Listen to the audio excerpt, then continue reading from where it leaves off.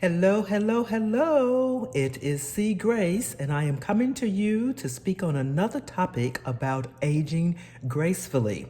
Today, I will speak on my experience with my workout shoes that I am actually using to train for my upcoming marathon. I'm doing my first full marathon, 26.2 miles, in December of this year, 2021, December the 11th to be exact. And I wanted to share with you some of the mistakes that I realized that people make when it comes to getting their workout shoes and some of my experiences that I have had with the process of making sure that I protect my feet and I'm able to, again, get through this training period without any injuries. So here we go. So this is my first shoe that I got to start my training. It is the Hoka Bundy 7. Now, I highly recommend that you go to your local running shoe store in your area to get your feet professionally measured and sized and to discuss with the professionals there what your goals are. This is so important. Many of us do not accept the fact that our feet, just like every other part of our body, they change. And depending on how much you are on your feet, what you're doing with your feet, how well you protect your feet, your weight, things like that actually makes a difference.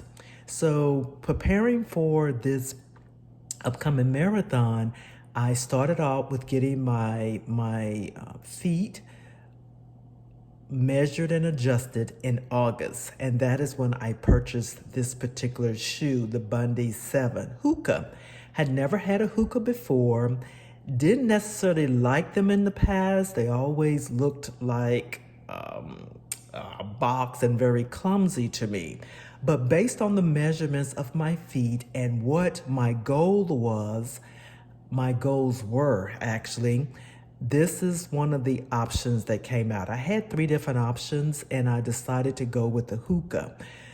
The Hoka, as you can notice, it is very bulky, for lack of a better word, or highly materials. There's a lot of material here, but that material actually protects your feet. It is as thick as it looks. There was a lot of protection. Because I am race walking, I'm not running the marathon, I'm actually race walking. There is going to be a lot of pounding. So that is why I wanted this extra cushion. The other thing that's important about this shoe is that it gives me a wide toe area here. I do have a wide foot, but more important, when you are training and you are working out for long periods of time, running and walking for long periods of time, your feet has a tendency to swell. So I needed this extra space here to allow that swelling to happen without any pain or discomfort. So this shoe was the one that I selected.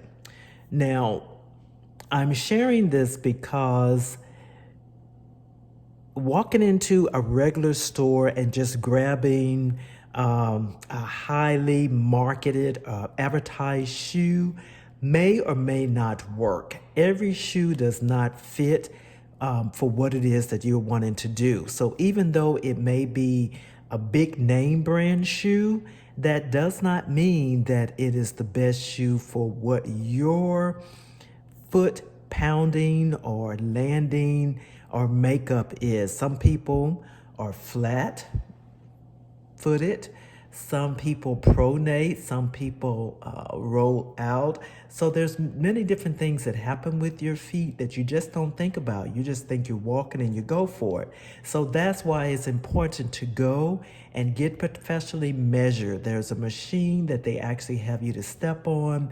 You're able to check your arch level, your lack of arch, your high arch, various arch levels Also, you're able to measure how you land on your feet. As I stated, some people roll out, some people roll in, some people are actually able to be balanced.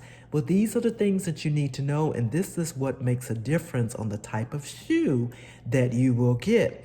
So based on the results of that test, they have shoes that fall into the right category to help you to either compensate or support the way your foot or your feet naturally lands.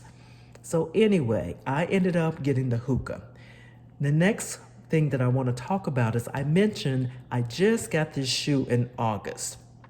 A lot of times people will say they'll pull out their workout shoes in the back of the closet and they're like, oh, I've only had these such and such number of months, so they should be fine.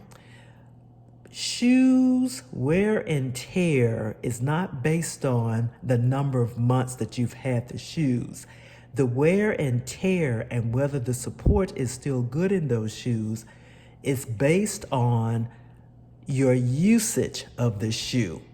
So although I've only had this particular shoe since August, like I stated, I am training for a marathon. So I am out doing my training regimen 4 or 5 days out of the week.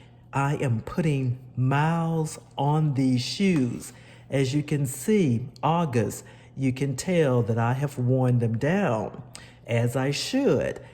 More importantly, the shoe did not support me the way I needed it to support me.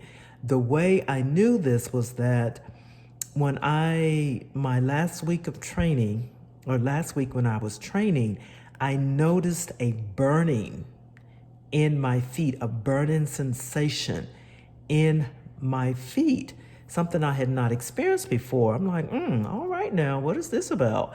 So I went, did my research, come to find out that is a sign that the shoe is breaking down, that it's time for me to get another shoe. So that is what I started my week off doing, was going to get another shoe. Although it's only been August, September, October, say 3 months, again, the amount of miles that I have put on these shoes determined that it was time for another shoe. So I could be hard-headed. I could continue to fight against it and say, well, I want to get my money's worth and I'm going to make these shoes last 6 months like they should, blah, blah, blah, blah, blah, blah. In the long run, I would end up paying the price for that. So I went off to my local athletic running shoe store here.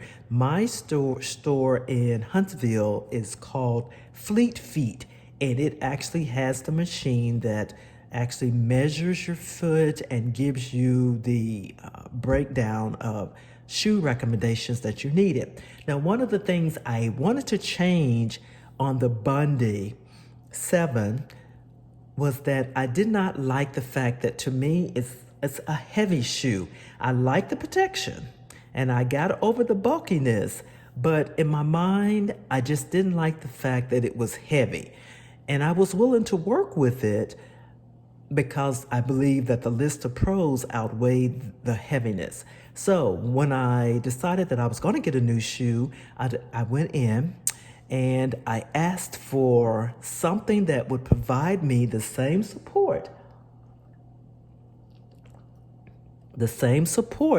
as the hookah, but maybe not as heavy. So we went to the Diodora. This is an Italian-made shoe. Beautiful shoe. I really like it. Had a couple different colors. I wanted to go with something that was bright and loud so they would see me coming as I'm crossing the finish line. Because whatever shoe that I got this week was actually going to be my marathon shoe. Because the worst thing you want to do is to show up at your race in a brand new pair of shoes that you have not broke in. One, that screams amateur. Two, that screams that you do not love yourself and there's an accident waiting to happen. So at this point, I'm about 5 weeks out and I need to break in my new shoes. I thought it was going to be this one, so I wanted to get this shoe with the bright colors and be excited about this being my marathon shoe. So I went to the store and tried on the shoe. It felt decent in the store. And I said, okay, this is the one that I want. Got home. The next day, I actually went out and I trained in my old hookah. Now, when you train and you're on your feet for a long period of time, your feet has a tendency to swell. I think I mentioned that. So when I got back in, I took off the old hookah and I said, okay, let me try on my new shoes, my Diodora. I put the shoe on and it's lighter and it felt great. The problem with this shoe for me is that my foot, when it had swelled from working out in the other shoe and I just switched over, when I put my foot in, it was at a swelled state because I had just finished working out. Well, my foot was rubbing up against this shoe. I didn't even make it to put on the other shoe. I immediately took this off because I knew in my mind that when I'm working out, when my feet swells, it's going to be rubbing against this shoe, and that's going to be a problem. I did not experience that when I tried the shoe on in the shoe store because I went in fresh that morning. I had not worked out that day. I tried the shoe on with my support workout socks, which you need to have on when you're doing distance activity on your feet. So my foot was in a natural state, and that sounds great, except I need this shoe to perform when I'm in a workout state, specifically a 26.2 miles marathon state. I do not need my feet to be rubbing up against the shoe. So I took this off immediately. Beautiful shoe. Didn't even wear it one day. I am taking this Diodora, as beautiful as it is. It's going back to the store today. In the meantime, I went on a search and I decided I was going to just get my hookah all over again. That worked. Well, why change it up? Just get another hookah. Well, the problem with that right now, there's a lot of ships they're saying out on the coast of California with a lot of supplies that we're not able to get things in. So when I went to the store to get my hookah, the same one that I had, they did not have the size that I need. I need a size 11 and I want females. I do not want a male shoe. The salespersons, they have a way of taking the measurements of the woman's shoe and downsizing it to the guy's shoe. That has never worked for me. So I wanted a female shoe. So I declined that option. So I left that store because I could not get the same shoe. That I have the option of ordering it online, but the problem with that is I need to start breaking in my shoe like now because again, needs to get broken in before the marathon. So I called around and found that there is an REI co-op here that sells athletic goods, outdoor goods. I never been to the store before, but I called and they had the exact shoe I was looking for. I didn't worry about the color. I just wanted to know if they had it, my size, and the brand and the version that I was looking for. So they had it. They put it on hold. So I rushed to the store. And when I got there, they opened it up.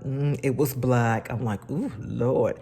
I just don't like black workout shoes. But anyway, I said I didn't care about the color. Beggars can't be choosy. The main thing is it was a Bundy 7. So I was like, okay, I'm going for it. So in the REI store, they have, it's kind of challenging to explain, but I'm going to attempt it. Or maybe I'm not. In the REI store, there's a couple different options there. So while I was talking to the salesperson, she was learning more of what I was doing and my practicing and everything like that. She made a recommendation for another version of a hookah, since I was saying that one of the concerns was that it was heavy. The Bundy 7 was heavy. So she did her research, and she came up with another hookah version.